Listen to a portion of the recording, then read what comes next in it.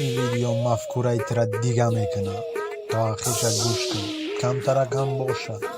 چیزی میفهم گوش کن اگر معقولت شود به دیگران بفرست شاید تا چند لحظه بر تو تأثیر گذارد چرا همیشه در وقت نماز خواندن خوابمون میآید ولی تا ساعت 3 شب برای دیدن یک فیلم بیداریم چرا هر وقت بخواهیم قرآن بخوانیم خیلی خسته هستیم اما برای خواندن کتاب‌های دیگر یا SMS خسته نمی‌شویم چرا یک پیام را که درباره خدا باشد به دیگران فرستادنش سخت است ولی پیام های بیهوده را با آسانی به دیگران میفرستیم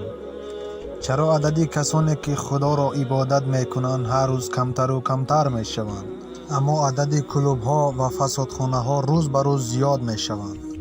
یعنی با خدا رابطه برقرار کردن اینقدر سخت است